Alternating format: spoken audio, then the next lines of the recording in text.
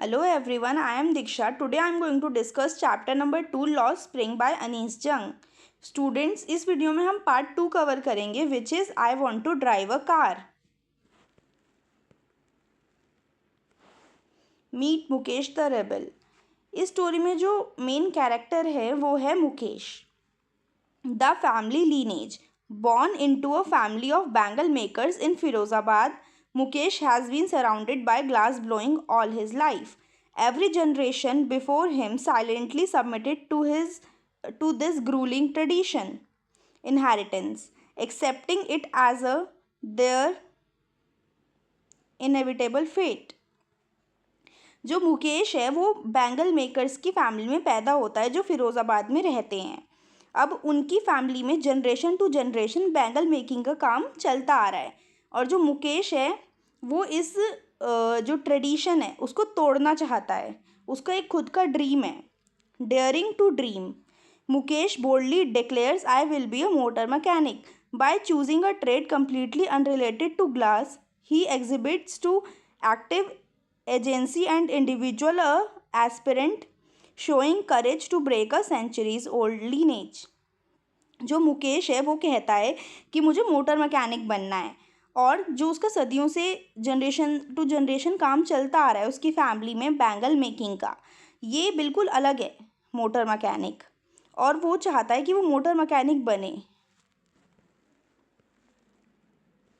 Grimm hazards of bangle making.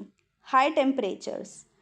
Children and adults work under inhuman conditions, sitting close to glass blowing furnaces of extreme temperatures. जो बच्चे और बड़े हैं वो इतने डिफ़िकल्ट कंडीशंस में ये काम करते हैं ग्लास ब्लोइंग फर्नेसेस के सामने बैठकर जहाँ पे बहुत ज़्यादा हाई टेम्परेचर होता है. Dingy airless cells. They toil in dark, cramped rooms with zero ventilation, deprived of clean air and natural sunlight.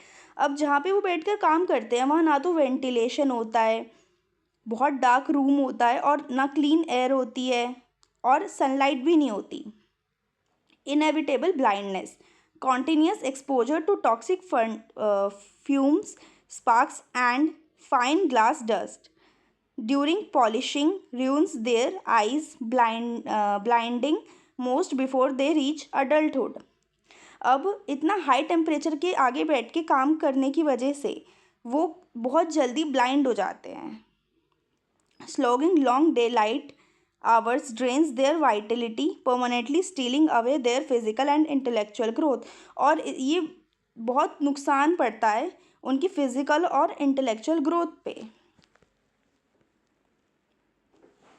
Can a God-given lineage ever be broken? Mukesh, grandmother.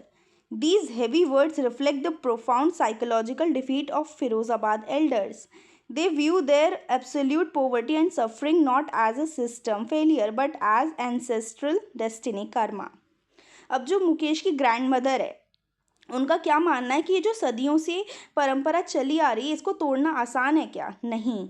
उनको लगता है कि ये जो गरीबी है और ये जो बैंगल मेकिंग का काम है वो उनको भगवान से मिला है एज अ कर्मा और वो इससे निकल नहीं सकते. The web of exploitation. साहूकार्स. Greedy local money lenders wrap families in infinite spirals of ancestral डेप्ट.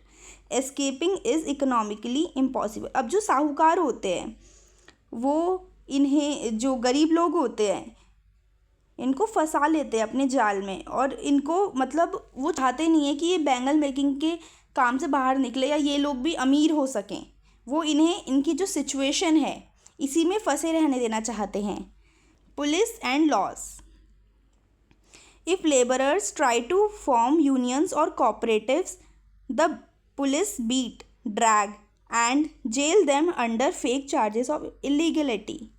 अब जो लेबर है वो अगर यूनियन बनाते हैं इकट्ठे हो जाते हैं तो पुलिस क्या करती है उनमें मारती है और उन पे ना झूठा केस लगा देती है, उन्हें जेल में डाल देती है.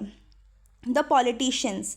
Bureaucrats and local politicians sustain the dark status Q, viewing slums as easy vote banks while ignoring labor laws.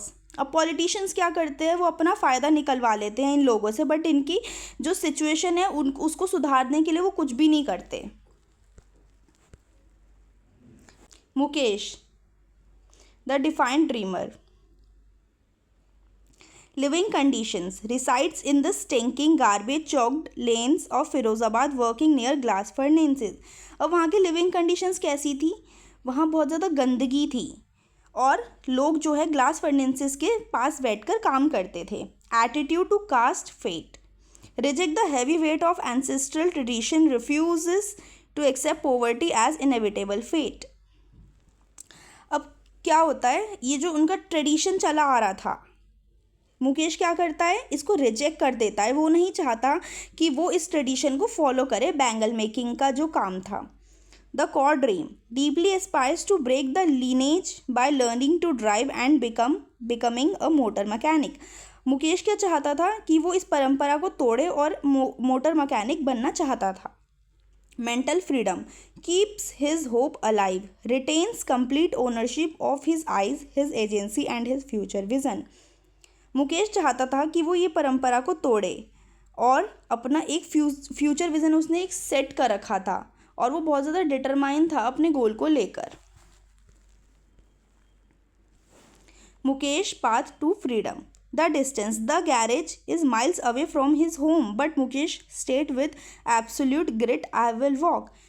जो गैरेज था वो मुकेश के घर से बहुत दूर था, लेकिन वो क्या कहता है कि कोई नहीं, मैं चलकर चला जाऊंगा, बट वो बहुत ज़्यादा डिटरमाइन था अपने गोल को लेकर।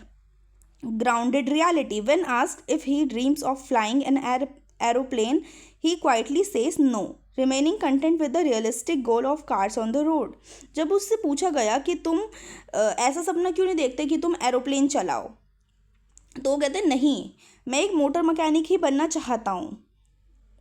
The spark of hope: despite his grim surroundings, Mukesh individual resolve proves that the human spirit can resist systematic oppression। जो मुकेश है उसके यहाँ की कंडीशन क्या थी, जनरेशन टू जनरेशन एक ही काम फॉलो हो रहा था, बट वो चाहता था कि वो मोटर मैकेनिक बने और वो अपनी इस परंपरा को तोड़ना चाहता था और वो बहुत ज़्यादा डिटरमाइन था अपने गोल के लिए। ओके स्टूडेंट्स, आपका चैप्टर यहीं पर ख़त्म होता है। And if you found this video helpful then make sure to like and subscribe to my channel. Thank you for watching.